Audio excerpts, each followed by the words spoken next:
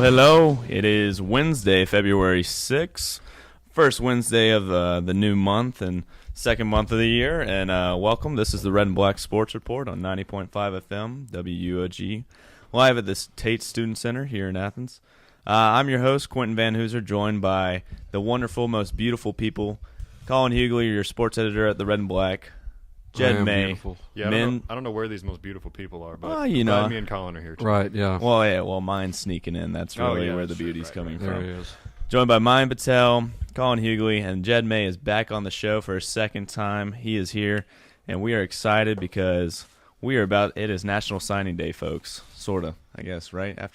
Do we still consider It's it? kind of, ESPN has a giant graphic that says National Signing Day, so So it's official enough. right, yeah. So we're going to jump into that in a little bit. We got National Signing Day, a little bit of recap of that. Defensive masterpiece of a Super Bowl, right? Is that what we're calling it in order to be... Oh, yeah, it was lovely and not terrible at all. No, exactly. Very entertaining, very entertaining.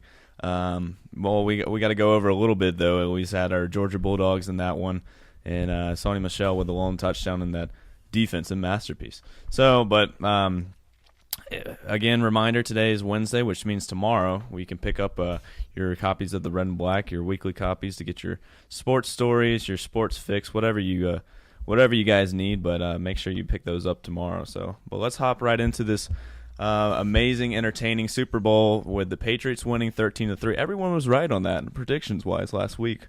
They picked the team right.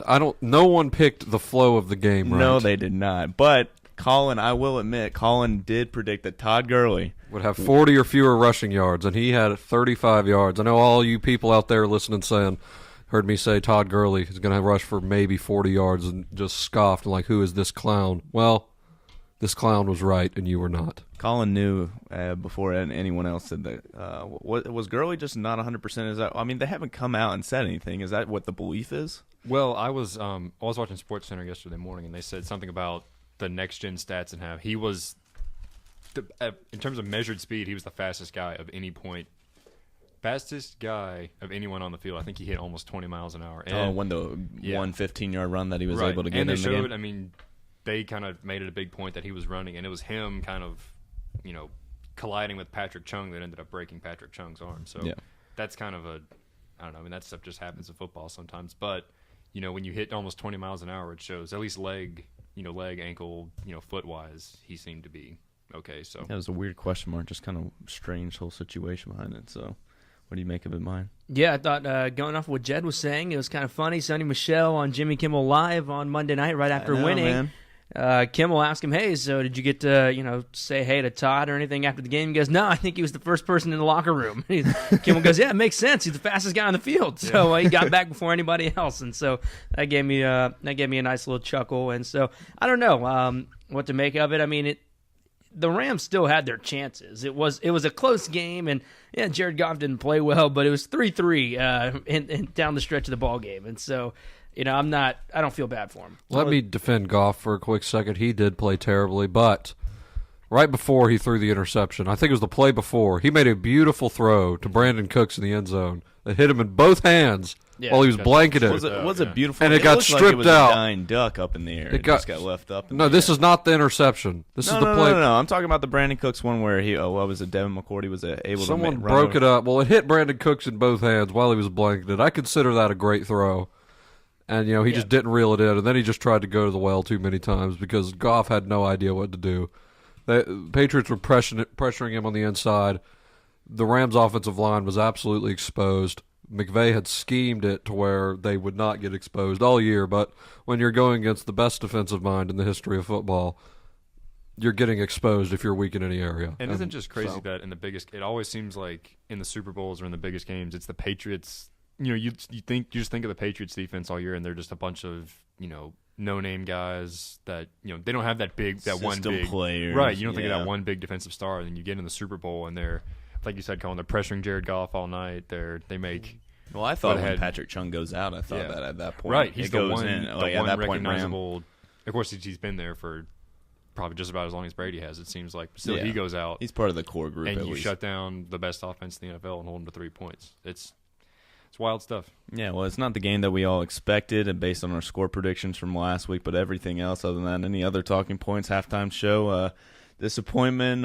Yes, disappointment. Absolutely. I didn't watch the halftime show. I was busy. I had a collage due for my online art appreciation class wait, what? at midnight the day of the Can Super we Bowl. post this? Do you So happen I made a didn't tell us collage this during halftime. a claw of what? What, Colin? Well, I my need more theme was details. just my college journalism career, so it's just a bunch of my clips like compiled in an artistic way. Oh, That's clips of sweet, like your Colin. I like stories. Yes, Oh, yeah, okay. yes. So you like cut them out like from Yeah, the I had newspapers, some or? copies of the Red and Black and Atlanta Business Chronicle. And cut them out. Oh, Humble gotcha. brag. Gotcha. Well, that's probably a little bit more artistic than what we actually saw on screen. I mean, I didn't think the halftime show was that bad. I thought the commercials were pretty bad. The NFL 100 one was really good, but no respect for kickers and punters. I didn't see a single one. How do you not have the GOAT, Adam Vinatieri, in there? well, It's yeah. my only gripe. I got just really keyed up for Sweet Victory. And Yeah. then it started, Yeah, and right. I cranked the volume like all the way up on my TV at home. I had a party at home, and then it started, and they had the whole like fireball thing come in. I'm like, okay, like I don't know how a fireball relates to SpongeBob, but like that's cool. And then it turns into the Travis Scott part, and I was like, well, this sucks. Like, like all the highlights or all the lead up to a That was possible a Sweet Sweetness Victory day. That thing. just Yeah, it was heartbreaking. I almost just turned the second half off, which I didn't miss much, I guess. Yeah. So, Right. Well, it was just a tease more than anything because Yeah. it was like, here we might do this. Like I've heard, like at least on Twitter, Yeah. as confidential and as verified as that can be. it just felt like it was like, okay, all these people are calling for it. We're gonna throw in as little as possible to make these people shut up, and Yeah. then we'll get back to everything else. Yeah, it was like what are they? Kind of a couple slap years in the ago. face, but It was like NSYNC's comeback at the MTV Awards with Justin Timberlake a few years ago. Yes, I actually did watch it. I'm a huge Yeah. NSYNC fan, in case you guys were wondering. outside of that, the show was fine, I guess. I mean, I never really remember. I remember the Prince one from when was that? 12, 13 years ago at the Bears Colts one I don't in the even rain know. and stuff. Well, Clearly, Colin's Well, busy yeah, why- making collages. Yeah, So right, he does yeah. other things. I'm not a You're asking the halftime wrong show guy. connoisseur. 8-year-old There comic have making been, some there have been sort too of many collage. flops. The halftime show's overrated. That's what I'm saying. Like that's Yeah. the only one I remember. Because it was Prince, and he was like out in the rain, and he had the big like the symbol thing. that he I did changed like his Bruno name to or Mars. whatever. That was good. That was a good one. Yeah, Bruno Mars was all right, I guess. It was all right. Just When all did the right. Black Eyed Peas do it? That wasn't that long ago, was it? I've lost track. Like someone asked me who did I it lost last track year, and too. I said Coldplay, and it wound up being several years ago. Yeah, that that was, Coldplay I did think that was the like halftime Super Bowl show. 50. Was it? That was the whole. Was the Left Shark thing? Was that? No, that was No, Katy la- Perry. Katy man. Perry. I know, I know, but but was that I'll last remember year? that one. Last year was Timberlake. That was that. Last year was Timberlake. Timberlake was what the one where like the kid had the meme and he like started Oh, taking yeah, a you're picture right. and Yeah, then he didn't know who they're Justin and they, Timberlake like, was. cut to his screen and it was like, Yeah, it who was- is Justin Timberlake? It was Right. like the kid who seemed so clueless as to who was. So the performing. Left Shark thing. Was Left from 2 Shark years was ago, right? was one of the Seahawks ones. It was Yeah, Seahawks Broncos, Broncos, I think. Yeah, that was. I thought It 2 might have years been ago was Patriots, Gaga, Seahawks. right? Lady Gaga comes in from like the roof. Yeah, but that was pre-recorded too. That That's was the true, thing. but I thought that was 2 So years where ago. was Yeah, the that, Super Bowl? everything's 2 like. years ago? What like where? Do you remember where it was? Where it would have had a roof? Houston. When the Falcons were in the Yeah. Super Bowl. Yeah, you're right. Yeah. And I think the year before was Left Shark. Yeah, to be honest, I was Okay. probably freaking out a little bit with that one, just Say thinking. Left about Shark Falcons. was in one of the Seahawks Super Bowls, so either 2013 or 2014 Yeah, seasons. It's been a minute. Yes. It's still been a Man, minute. that seems like it was just yesterday. All right. Moving on from Yeah, anyway, halftime that's show. the- That Okay. was- our This half- is a the longest- recruiting special. We don't need to talk about halftime Well, shows. one little bit wrapping up with Georgia football players in the Super Bowl. What did y'all make of any standout performances? Sony stood up with 90 plus yards and the only touchdown in the game. Any, I mean, not as much coming from Todd as we mentioned, but anyone else as far as performance wise? Sony's being the main one, as you mentioned, off Jimmy Kimmel. The other night, I walked back or stopped by my girlfriend's house, and she was watching Jimmy Fallon. I was like wondering why she was watching it. She's normally not a late night talk show kind of person. And she said Sony Michel's on tonight. I was like, okay. And it gets about 10 minutes before the show's over. I was like, I don't know where's he at. And they just introduced like Ricky Fowler. I was like, I don't think that's quite it. So we got the wrong Jimmy mixed up, and he's over on Jimmy Kimmel. Shout out David Andrews. That's what I was. Yeah. that's This what I was gonna man- say too. Right. Not only anchors a ridiculous offensive line that just dominated people in the playoffs, gave up one sack to a playoff, This guy is shirtless, killing brews in the parade. We'll Didn't they have the the video Bud Light online. guy? Look at this guy. Look at how cold is it in Boston? And he's Stone still- Cold. I hadn't seen that. that's one yet. right. Yes. So David Andrews is. I know, Living we his will be Look it doing. up. Look up the video if you haven't. David Andrews. Yesterday's. Just search David Andrews on Twitter. It's the first thing that comes up. But I will be doing my loser of the week later. If I had a winner of the week, it's David Andrews because of this 20-second video clip. Since Colin stole my thunder, I would like to add one more note. Transitioning into recruiting and also on halftime shows, I believe it was Kirby Smart's first G Day when he had Ludacris at the G Day halftime. Yes. Or no, it was a pregame thing. Mm-hmm. But concerts helping recruiting, Colin. So Okay. there's your transition. That's a It was a segue. segue. Yeah, I there you heard go. it was like $80,000 for that to bring in Ludacris that one year. So I understand why we don't do it now. For what, 5 minutes though? That was the only thing. Anyway, today is National Signing Day, as we mentioned before. Sorta. I mean, with the new early signing period. When did that start? Last year? Yes. Last year was that the first year. Yeah. So this is a second year of having the early signing day for for football and the ability for recruits to get your early enrollees in, and then everyone getting signings, so you can kind of have a better feel for your recruiting class coming in for the upcoming year. So Georgia right now coming into today ranks second in the nation in the rankings, of course, right behind Nick Saban and Alabama. Right now they stand at 22 total signings with 14 early enrollees. That means 14 guys are on campus right now, practicing to some extent as much as they can, and but as far as looking at this class that we just with 22 guys so far, how's this class shaping up? I mean, the max spots that Georgia can have now is 25 in a recruiting class. So what are y'all's thoughts on how this recruiting class is stacking up? So this slot thing is always weird. Number of slots. People come up with gray shirts, blue shirts. There's probably a purple shirt or an orange shirt out there. But, people are saying Georgia will sign up to 2 guys today. But, regardless of what happens today, this is a top 5 class. Again, you obviously have the number 1 player in the country. We reference the 247 Sports composite rankings, by the way, on this show. Shout out. Plug. The number 1 player in the country, Nolan Smith, signed with this class. You got 4 5-star recruits.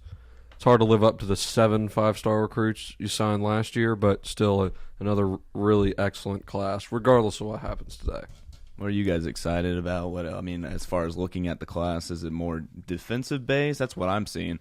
At least it's a little bit more top heavy with having Nolan Smith being the number 1 recruit, being the defensive end, and then also with the help that the defensive line is getting. What are you guys making of it as just characteristics of it? Well, I think the expectation is for a lot of these guys to play in the fall. There's 14 of them that have been here for the last month or so, maybe even a little bit longer. And so for Kirby Smart, the rest of that coaching staff, getting in some of those defensive guys like Nolan Smith, ideally they're going to compete for starting roles and a good chunk of playing time come the fall. And so I think expectations are going to ramp up because of that, because of how good the recruiting class is, the second best one in the country right now. And so I think it'll be interesting to see what these guys do. The class, like Colin mentioned, is pretty much complete. The guys that have signed their letters of intent or are already on campus have already gotten that out of the way. There's a few that might trickle in a little bit later today, but I think it brings some lofty expectations, and I think they're all ready for it. There's a reason they all signed to come here to play together to try and win. Well, you can have 85 guys on scholarship, correct? So, and then on top of that, that doesn't mean today that they have to reach that 25 peak right there with 25 guys in 25 slots, especially with the transfer portal opening up. Is there any chance that what are your thoughts on maybe finding that extra guy in maybe the transfer portal, or is he somewhere else that's not a high school? Yeah, I think that's something that Kirby Smart has tried to do. I mean, you obviously got Cam Nizelek, 2 years ago? Yeah. And then, Akil Crumpton was a couple years ago, too. So that, I think, obviously it depends on, theoretically, if you could sign 3 5-stars today, obviously you would want to take that. But I think it would also be good to have that extra scholarship in your back pocket. So once we get down to, say, June or July or whenever, the transfer stuff really starts heating up, to have that extra scholarship for I don't even know what position you'd specifically be looking at, but, to have it in case you need it. But I think that's something that's made a point of, they don't want to burn a scholarship just for the sake of giving it to somebody that they don't feel deserves it. Yeah, they want to use it on someone that's going to help that. the team and not just throw a scholarship out there to a random 2-star kid just Because for they can. giggles. Yeah. Georgia has been linked to a couple graduate transfer guys, specifically Miami wide receiver Lawrence Cager. Not great production, only 21 catches last year, 374 yards, but he did lead their team with 6 touchdowns. He's big, 6'5". More than anything, he's got experience playing at Division I level. Got experience, big body, and he's a depth piece at receiver. I don't know if he'd be a super all-SEC type threat, but this is a guy that can maybe be a nice little red zone target. They've also, people have linked them to Eli Wolf from Tennessee, who I believe only has 5 career catches. But, so not blow you away, guys, but, No, they're an answer for at least depth if you need it. They're a plug-in for a year, both of those guys. Yeah. Gotcha. So as far as with these classes, I mean, Kirby's coming off of first year was just ranked 3rd overall, his full complete, and then last year being number 1, and now looks to be number 2. Let's compare these classes, breaking down at least last year how you mentioned with the 7 5-stars. Obviously, it's going to be tough to beat that, but when you're looking at that, some of those 5-stars have left with Justin Fields transferring to Ohio State, and then Luke Ford, the top-rated tight end in last year's class as well. He's leaving this. He left this past offseason. So as far as now where it stands, which class, if this one, say we add in maybe 1 or 2 guys that we mentioned, how this class ranks comparatively with the rest of Kirby Smart's recruiting so far? So this is Kirby's 4th recruiting class, which is kind of a benchmark for a coach because now you got all of your guys in here. I've got the quotation marks with my fingers. But with the first one being an asterisk, really, because half of those guys were still marked. Right. Yeah. So obviously, I mean, this is kind of an easy answer. The most effective class has probably been the 2017 class. They're the ones that have played pretty much the most. It's Kirby's first full class. Jake Fromm was in that class. You got several starters. You look down this list: Isaiah Wilson, Richard LeCount, DeAndre Swift, Jake Fromm, Andrew Thomas. Those are the top guys. So that's a pretty impactful group. You go down farther. Jeremiah Holloman. Mark Webb played some actual minutes this year. Malik Herring is a pretty good defensive lineman. So, Monty Rice. So, you scroll down this list. Eric Stokes, who's probably going to be a starter at corner this year. This coming year. So, that was a pretty impactful class. But again, these are the upperclassmen now. It'd be unfair to expect the 2018 class to have produced up to this level because they'd been here for 1 year fewer. But, this 2018 class was the best class in Georgia history, considered one of the best classes in history. But you lost the top piece in Justin Fields to transfer. So, obviously the book's still be written on that class. Everyone's only been on campus for 1 year. But, that 2017 class was pretty impressive, and I'd slot that one somewhere in between. Well, most impactful, at least, as far as we've seen so far. Yeah, but highest rated was 18. So this one probably falls between 17 and 18 as far as highest rated of Kirby Smart's tenure. Yeah, I think it comes down to one thing now, Colin, and it goes back to what you were saying, I think, our very first show. You described the program as elite with a question mark. Mm-hmm. Now that these classes are here, now that Kirby Smart has his guys, are the results going to come? Now, there's been success, right? SEC championship last season, national championship appearance. You make it to the SEC championship this year, Sugar Bowl appearance. But when do you get kind of over that hump, and when does this recruiting class, these classes together, become good enough to win the biggest game? Because everybody's talking about how on paper you compete with Alabama. This is the second best team, given the recruiting class, the rankings, stuff like that. So now I think it comes down to results. Obviously, that's a very lofty expectation, a national championship, and a lot of things happen between your first game in September and that second Monday in January. But I think now, these next couple seasons, when it becomes a full Kirby Smart roster, that's when those expectations, those questions start coming in, especially if this recruiting class, this 2018 class, in its second and third years on campus, doesn't produce like you expect it to. Then the question becomes into, how's the development? What's happening with these guys where there's a drop-off and these elite high school athletes are not performing as such on the college level? Now, obviously, like I said, there's a lot that happens between September and January, but now that the roster is getting flushed out with these top prospects that Kirby Smart's brought in, the results you would expect to come with them. So yeah, and I'd be really shocked if they took any steps but forward. Yep. I just don't see it. The taking the team he did to the national championship game was very talented, but it's just way ahead of schedule. Mm-hmm. So I'd be pretty shocked if. Oh, it was a bit of luck with the seniors coming back. Yeah. That's the thing is right now they had that senior class, and that's the only thing with the asterisk on, or the question mark on the are they elite with the question mark at the end is because now they don't have that senior class again with 4 going to the draft, electing to declare early for the draft and not having that same experience that maybe if they had stayed, even that with his first class with Jacob Eason gone, Miko Hardman, all these guys that were still Mark Richt recruits now gone. That's the thing now is this is truly more and more his team, but even younger because they aren't able to still have those seniors, the guys. But Colin, I want to talk more on.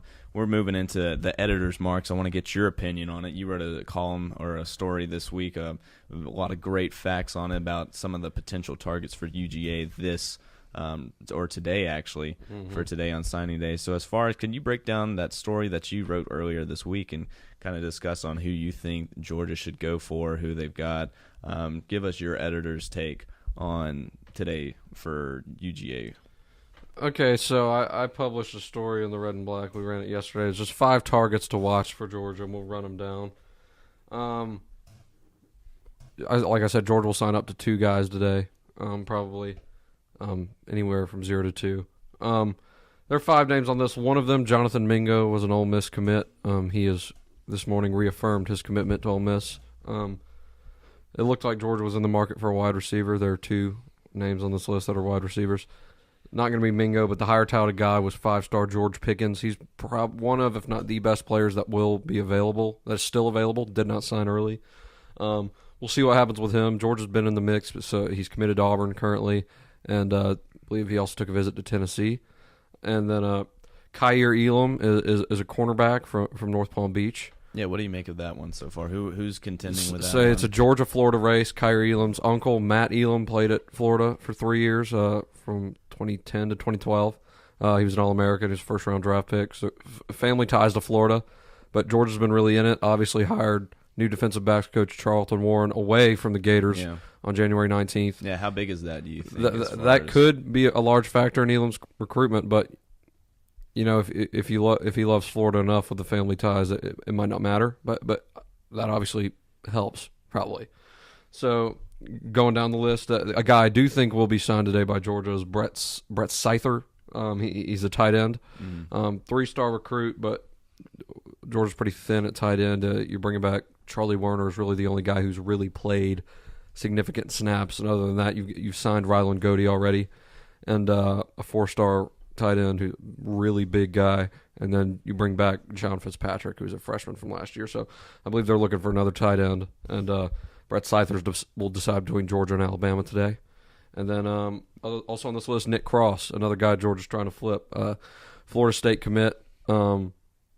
This reports seem to indicate that's more of a long shot. Committed to Florida State. Penn State's also in there, and he's from Maryland. So Maryland might also be in the mix there. So when you're looking at this list of guys, who are you thinking that Georgia needs, though? Like truly, like to, you know, like the concerns as far as the roster coming up this year, who do they need? Yeah, the top 2 names I listed in order were Kaiir Elam and George Pickens. George Pickens obviously is a great player, but he's also at a position of need. He's a 5-star wide receiver, and he's big, about 6'4". This guy could be a star. So that's probably the biggest roster need of this group. But Kaiir Elam, I think Georgia's got some good young corners, but they could use 1 or 2 more, just more depth, just to sort it out. And he's a big corner, 6'1". He's really good. He's a top 50 prospect overall. So he doesn't have that coveted 5th star, but he's a really good prospect and at a position of need, and probably they're really in the mix for him. I think they have a decent shot, but I don't know, the family ties to Florida are so long. So probably those two guys are the biggest needs on this list, George Pickens and Kaiir Elam. Well, we'll take that a little bit and kind of breaking down with as far as the needs and kind of go into each and every single position for Georgia's upcoming roster this upcoming year. And let's just start off with the quarterback situation. You know, coming into last year, there was a big they tried to keep it down, and really Kirby did a great job of reducing any chance of controversy as dealing with Jalen compared to Jalen Hurts and Tua Tagovailoa.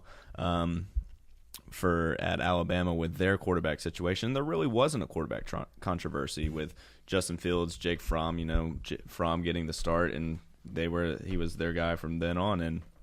But as far as now with Justin Fields out at over and transfers to Ohio State, and now Georgia, what do you guys make of as far as right now with the one recruit, you guys, Dwayne Mathis? As far as Georgia's able to flip him on early signing day, what is y'all's situation with the quarterbacks? Well, I think it's Fromm's job to lose, and that Jake Fromm is probably going to be the starter come September when the season starts.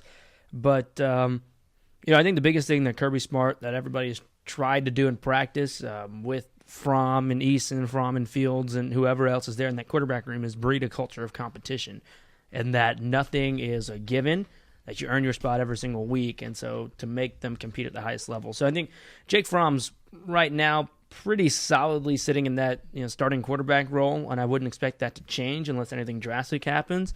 But you never know. Well, now that there's 3 guys on scholarship in the quarterback room compared to 2 last year with Stetson Bennett, I forgot to mention him earlier, coming back. But as far as what about John Rice Plumlee? He earlier this week said he was big committed to UGA at the beginning, and then now switches and he's gone. He's off to Ole Miss. What do you guys make of that? Does that have any impact at all, or his decommitment? I guess I thought John Rice Plumlee was a really good prospect. Watch his tape. That dude is fast as lightning. He's a dual threat quarterback. Yeah. Maybe not as advanced as a passer. He's also a really good baseball player, but the dude can just fly like the wind. So that would be a dual threat quarterback they would have had, but he's off to Ole Miss from Mississippi, so he'll be staying home. I mean, I don't think this breaks Georgia by any stretch of the imagination on the recruiting trail. Even though he was a solid prospect, but it wasn't a do or die situation with him. I just like to remind everyone that I'm still here, first of all. Colin's taking all the recruiting thunder. He knows. Supposed to give a round of applause to Colin because he keeps up with all this recruiting stuff, and he's it's really hard right here. Thanks, Chad. Anyway, you mentioned dual threat quarterbacks. Wasn't passive aggressive at all. No, it wasn't. I can't keep up with this stuff, Colin. You're a smart guy. Jed's middle name is passive aggressive. Yeah, right. My initials are JPAM, so that's good. But when you mentioned dual threat quarterbacks, Georgia's missing out on, I think you're forgetting that in the preparation for the Rose Bowl a couple years ago, Mel Tucker said that Stetson Bennett was essentially Baker Mayfield. Stetson Bennett is a beast. He said. Yes. Right. Beast. That's exactly right. And multiple players. So I think, with that. I mean, I don't know. You might think differently, Colin, but I think when you look at the roster this year, I feel like Stetson Bennett, especially since he was in this program that 2017 season and has at least some sort of familiarity with the playbook coming in, I feel like he's got the edge in that backup role. He's the number 2, I think. Which could lead to. I mean, do you think that will lead to a red shirt for Dwan Mathis? I mean, what do you think on that? I think Mathis will have a chance to compete with Bennett for the backup job. But I mean, if you're competing for the backup job and you just got to campus, that can go into the season if you're competing for who's going to be the number 2, and. So even if Mathis does win the backup job, he might not appear in 4 games or more than 4 games. That's true. So you could preserve the red shirt even then. So yeah, I expect Bennett to be the number 2 quarterback though because of that familiarity you mentioned. So if any chance happens, we're not trying to jinx, but Fromm does happen to go down. Is there any cause for concern though? Yes. This is major concern. This would be not say he's out for the season, but just out for that game, and it's a relatively close win. Cause for concern. Any chance that one of these guys can come in, or a potential for these guys to come in and at least run the offense still. You have no idea what you have in these 2 guys, in my opinion. Yeah, I agree. Stetson Bennett played fairly sparingly. He appeared in games, right? Maybe a game. Maybe. I don't remember off the top of my head. I don't remember either, but that tells you no meaningful snaps between Stetson Bennett or Dwan Mathis. So you have no idea how they'd react going out there. So if Fromm goes down, the game is instantly in danger if it's against a quality opponent. So maybe when Justin Fields was here, it's not to that extent. Maybe Fields wouldn't have played up to Fromm's ability, but he's obviously still a blue chip talent. I don't know how much.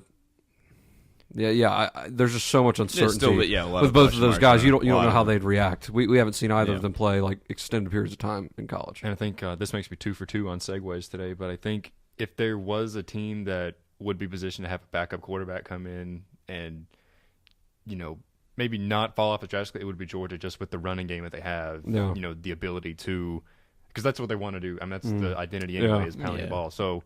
Not to say that it's we heard it all week with Super Bowl week, RBU, right. RBU. I mean, not to say that it's the easiest thing in the world for any random Joe off the street to go in there and just hand it off to DeAndre Swift, but that's a lot more different than, say, if this was when you think of air raid offenses like Texas Tech or something, if they had a backup come in. Yeah, that's a lot different situation than the offense that Georgia likes to run. Yeah, you can lean on the defense and run game if something happens to. But like you said, a lot depends on the opponent too. Yeah. Well, moving from quarterback room to the running backs room, what do you guys make of the situation now? Because we mentioned it before with Elijah Holyfield declaring early for the draft, and Colin mentioned with his thoughts on it that the man's just trying to get out there, make some money, make some moolah for it. Can't blame him for it. But what is y'all's take on the running back situation? Georgia already has the early enrollee, or at least a national letter signing for Kenny McIntosh, a 4-star running back.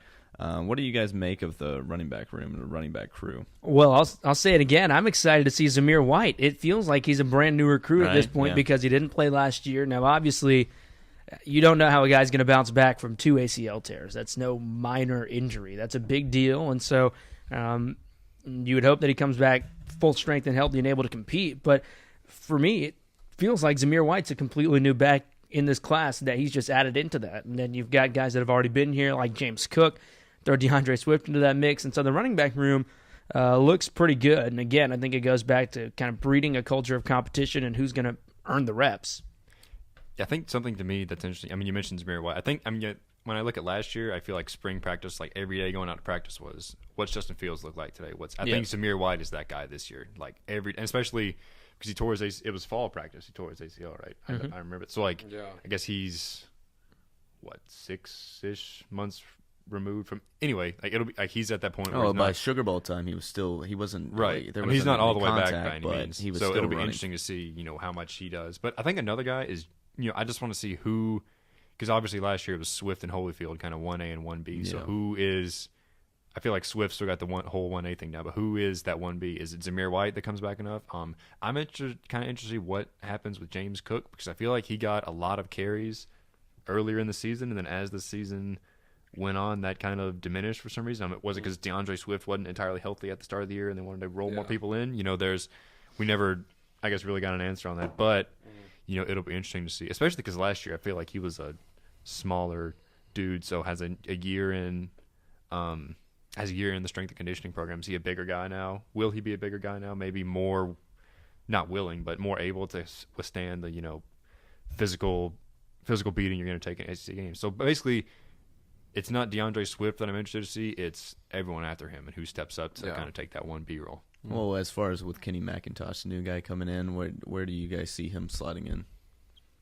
I mean, it's be honest, because it is very tough, and it's the most has the most depth in terms of all positions. There's a long line. Also in that 1B conversation, I think if White's not all the way back, I expect it to be Brian Herrien more so. Yeah.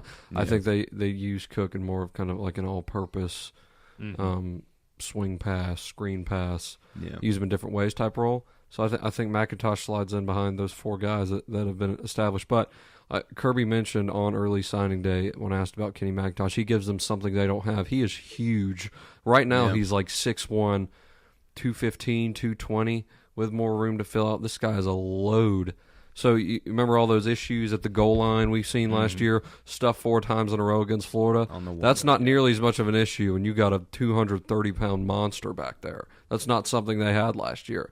So I wouldn't be that shocked if we see some kind of role for Kenny McIntosh this year, just because, like Kirby said, he gives them something they didn't have before. Yeah, well, moving from running backs to wide receivers, I think this is also probably the biggest question mark at falling with the early enrollee or early draftees guys with Mecole Hardman and also Riley Ridley.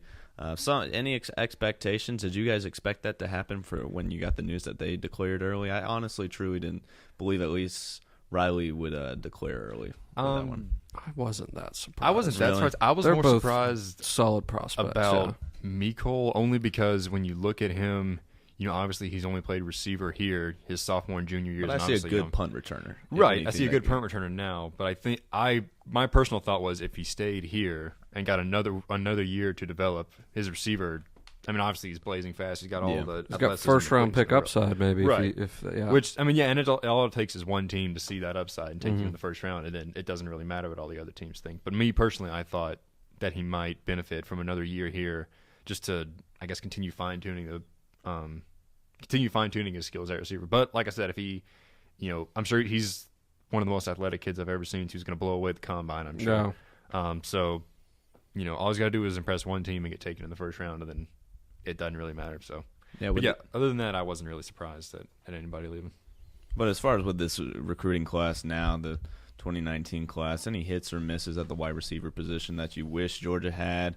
I mean, they had the opportunity to sign 2 5-stars, but any misses with that or any thoughts on the guys coming in with the wide receiver? So they've signed 2 wide receivers.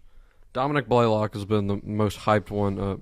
He was previously a 5-star in the 247 composite. He's one of the 1 or 2 highest rated 4-stars in an updated version. But from Walton High School in Marietta, really, really, really good. Had 2 touchdowns in the U.S. Army All-American Bowl. Mm-hmm. Decent size at 6'1", about 6'6". Really good route runner. I think he's a guy you could play in the slot or the outside. I think he's a really good prospect. They also signed Makia Tongue, a prospect out of Louisiana. He played both sides of the ball in high school, but they're going to play him at receiver here, and he's more of a big, thicker guy. Here listed 6'2", 210, kind of maybe built like maybe a little similarly to Jeremiah Holloman. Yeah. But a thick guy, a physical guy. And obviously you had the commitment from Jaden Hazelwood previously in the commitment process, 5-star wide receiver, number 1 wide receiver on the board. And he wound up going to Oklahoma. Interesting situation with just some of the stuff that's come out with it now. Mm-hmm. Him saying that what he was saying, Georgia coaches the program seemed kind of fake a little bit. Yeah. Like that. Just an interesting situation. Yeah. But out of all these guys coming in, Blaylock, you see him maybe slip right into at least getting some minutes early on, or. So they had a lot of guys at receiver. It was a long line, but they did lose several guys. So I wouldn't be surprised if he made some noise as a freshman. I think he's really got a lot of polish for someone of his age. Yeah, moving forward, who's like number 1 though? Would we have to carry on with Jeremiah Holloman though as probably I would say guy? Probably Holloman. Yeah, especially with, like you said, they had some sort of, it was like Fromm and Javon Wims 2 years ago. He's got some sort of just connection. I think like when you look at receivers, the slot is going to be interesting because not only does Georgia lose Mecole Hardman, but they also lose Akil Crumpton, who at least at practice seemed to be taking a lot of those number 2 reps at the slot. So I mean, it looks like you'll have Blaylock, Kearis Jackson will be in contention for that spot. He seems like the guy, the natural guy to slide in. But like you said, probably Blaylock will get some work there. Makai Tongue probably. So that's the position. Because I think probably you have Holloman on one side. You probably have Tyler Simmons, and the big wild card in the room is Demetrius Robertson. Yeah. That's what I was going to say. I feel like the door opens up for him with the guys that are leaving, because big thing that a lot of people say is how fast he is, and he was used sparingly this past season. A couple of short passes, kind of end around types, but then he blows by the secondary, and so. When you're thinking of guys you can maybe bring in on the slot for a play for one of those short, little, easy kind of layup type patterns, right. I think he's a guy that can really benefit from it. Oh, moving on from wide receivers with the I guess biggest question marks still left on offense is wide receivers and tight ends going forward. What do you think with now 3 guys or 3 scholarship? Is that where they stand at the moment? Or I'm not sure. I believe. Well, correct me if I'm wrong. They might have signed 26 last year.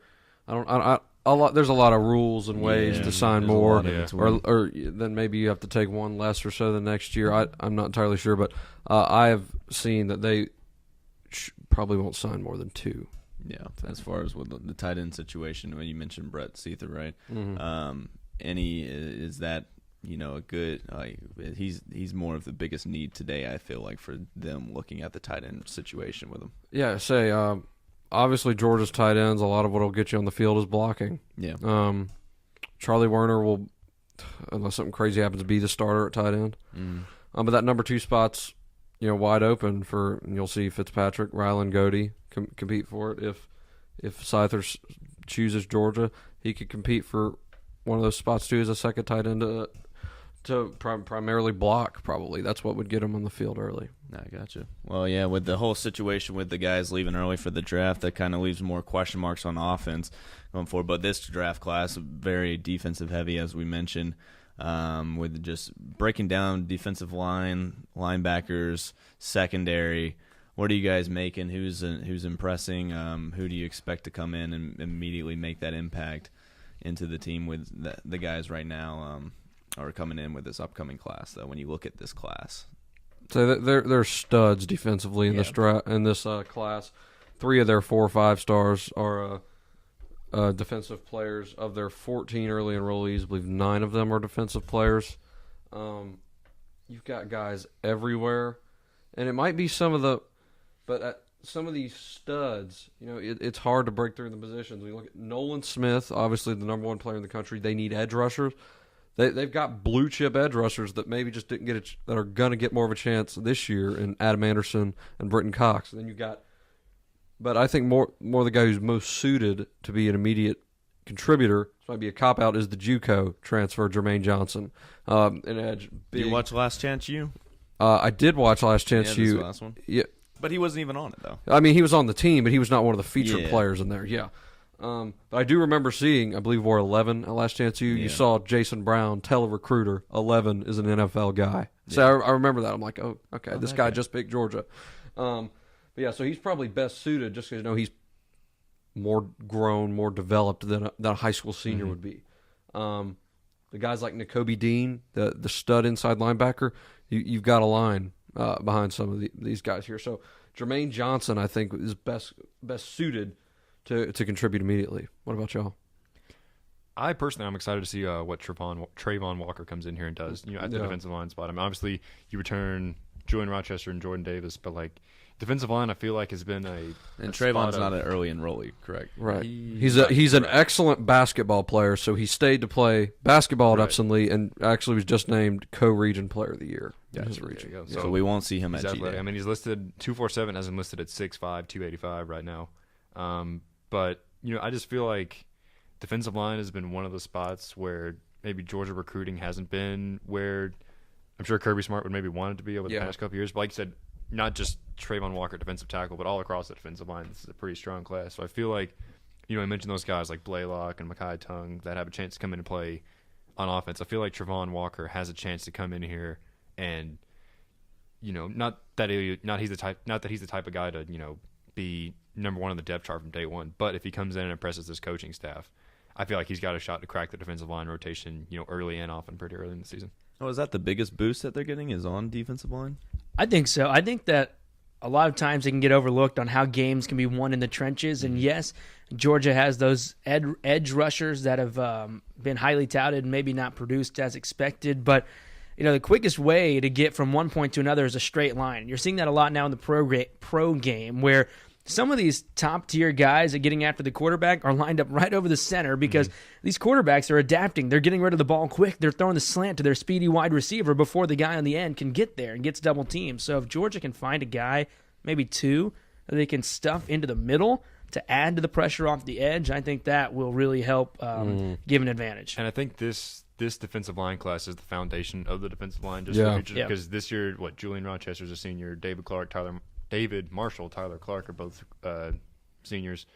So, when you look at this defensive line group, this is the group that, if Georgia's going to go far in the next couple of years, these are the guys that, are going to be carrying that flag. So, obviously, I guess Jordan Davis comes back. He's the biggest guy that's going to be returning next year, for the 2020 season. But outside Malik of that, Herring would be a senior who came on late in the year, but outside, you want 5-6 guys you can rotate. So, here, and then look beyond the big names, Trayvon Walker, and then the edge guys, you look farther down this class, You got some just giant people. Zion Logue, 6'6", 287. Timon Mitchell, 6'3", 309. Like, these dudes are humongous. I mean, if nothing else, Bill Norton, 6'6", 275. These people are gigantic. So Kirby's talked about each of his first 3 seasons. We need to come in here. We need to get bigger and more physical on the defensive line. This class does that. Finally doing that. Well, as far as with we're looking at Nakobe Dean as well, though, do you think I think one of the biggest things last year was linebacker situation, and then also defensive line and not getting enough pressure. But obviously, you have a once-in-a-generation talent with Roquan Smith coming in. Literally, the man's everywhere. You know, and one of my favorite plays, just objectively speaking, was against Auburn in the 41-point loss that they had when they went to and played at Auburn. Was Roquan drops back 30 yards and knocks the ball out of the air, like right in the end zone would have been a touchdown. So the man's everywhere, and it's hard to replicate that, replace that as best as you can. But does any of these guys, at least Nakobe Dean or at least the guys from the last class, maybe they finally develop into that starting role and at least kind of try and replace that as best as they can? Say, like with Roquan Smith, the way to replace him is to have 2 stud inside linebackers instead of one generational one. So you'll bring back Monty Rice, who's a really good player. Then you've got Channing Tindall and Quay Walker, who are both super talented. Then you bring in Nakobe Dean into that mix. So you're going to have options at inside linebacker this year. Dean is good enough to maybe compete for one of those spots, but the guys with more experience, I expect to play over him, but I wouldn't be totally shocked if he cracked the rotation. He's that good. And it goes back to the whole depth situation. Like, I'm sure Tay Crowder, just as a senior, will probably be getting starting looks. Yeah. But if he goes down, or like you said, Monty Rice, you've got a 5-star Nakobe Dean probably waiting in the wings. So it's building that whole depth thing. And like you said earlier, with all this, the roster is just about all Kirby Smart's guys now. That depth is really starting to show up at spots like inside linebacker. Well, that's all we got right now for Georgia football, because there are actually other sports, surprisingly, despite the fact that we've been covering Georgia football this entire time. So that leads us into and brings Jed, our expert analyst, right over here. Something like that. We like to think so. With he's bringing in men's basketball, and we're still sticking with the recruiting thing, because this is big news, folks, with Anthony Edwards, the number 1 overall prospect, 5-star guard from Holy Spirit Academy. Number 1 overall, expected to be the number 1 overall pick in the 2020 NBA draft. Anthony Edwards is expected to announce next Monday, I believe, his decision. And right now it stands between, I think he just dropped North Carolina, and it was down to 4. Now it's down to 3. Dropped North Carolina. Now it's between Georgia, Florida State, and Kentucky. But as far as this, how big is this? I mean, we've mentioned before, Colin mentioned before, where Georgia's not a one-and-done program. They're not that's not at least the way they're going to be able to build a program around it. But this guy right here that would be the biggest thing so far for Tom Crean if he does land and he does pick Georgia. But Jed, what are your thoughts? Do you think he goes Georgia? Who do you think are the front runners for him? Just everything overall with his decision coming up next week. I mean, personally, Colin was mentioning earlier. Like I said, Colin's a smart guy. He keeps up with recruiting and much better than I do. But he was mentioning that Georgia's kind of been building momentum here late. I think the crystal ball on 247 I'm looking at right now has Florida State with a 67% chance and Georgia at 33%. But that's not. That's just that does not an end all be all, right? Yeah.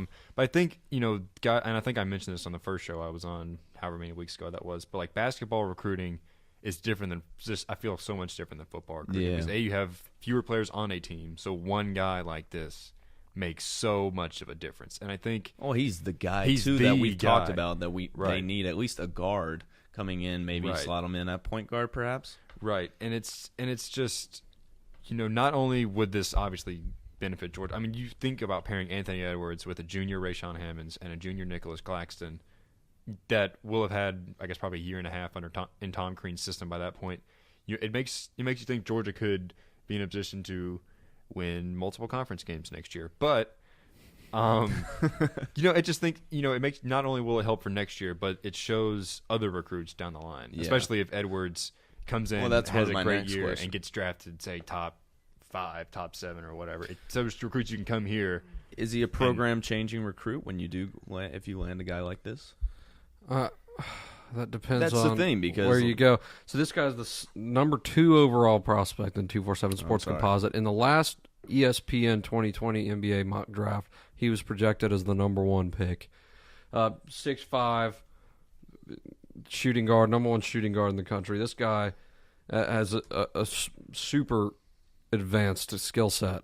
But we've seen with guys before who are great NBA players, if the situation's not right in college, it doesn't matter. Like, Ben Simmons at LSU was a dumpster fire. Well, that was partially because he didn't want to be there. That was very clear. He didn't want to play in college basketball. But Anthony Edwards, will there be enough development next year to have that infrastructure around him to where he can take Georgia to that level of being a contender in the SEC, maybe a second weekend NCAA tournament team? That would take a lot of development from this year's team, considering from what we've seen from them. But, he could be that guy. If Anthony Edwards comes here, and he's, like Jed mentioned on our first show, I remember you're going to have to need that one stud kid who's like, hey, I want to be the man at my in-state school. If he sets that standard and maybe leads Georgia to a Sweet 16, that will maybe persuade future of these 5-star guys that come out of Georgia, which is every year, be like, hey, I want to go to Georgia and one-up him. Maybe I can take Georgia to the Final Four, while Tom Crean tries to build those pieces around him. And just doing a little, I looked up probably the highest rated Georgia basketball recruit I can remember, Contavious Caldwell Pope, the class of 2011. He was also a 5-star, the number 12 ranked player in the country with the 247 Sports. So Anthony Edwards is number 2 in the country. And you mentioned development, and something Tom Crean mentioned at media availability yesterday was there's 3 college coaches right now that have 2 players in the NBA All-Star game. Next weekend or whenever it is. There's John Calipari has 2, Rick Barnes has 2, and Tom Crean has 2. Yeah. But he made a point of mentioning, hey, my 2 were 3-star recruits coming out of high school. So, development is really something that I think he prides himself on. Not to say that other coaches, they don't necessarily do that, but that's something Tom Crean really takes a lot of pride in. You think of guys like Victor Oladipo, especially. That seems to be a guy that he's really, really proud of, and for good reason. And obviously Dwayne Wade. Yeah. Right. That's his banner guy. I've never heard of him. Yeah, I've never heard of him before. Yeah, he's overrated. But, when you think of development, that's something that I'm sure Tom Crean has been selling Anthony Edwards over and over and over again in recruiting, that if you want to develop into a future NBA All-Star, NBA All-Pro, I'm the guy that can take you there. You think that's his biggest selling point on Georgia at this point? Or, also other than – I don't know what goes into Kirby Smart's with he's telling these guys, hey, by the way, Athens is a wonderful city, great town, we have this great program. I definitely still feel like they have that ability, or Tom Crean has that ability to, when it comes to recruiting-wise, just being able to throw that out there.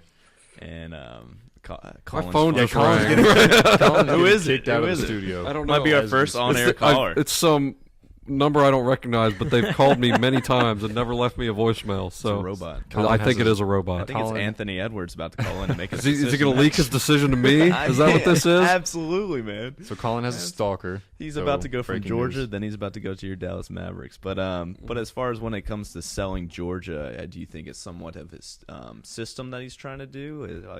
He has a very relatively high tempo offense, which is we're seeing this more in the NBA. I think at this point at this point in Tom Crean's tenure, it's a lot of like I mentioned before, the development.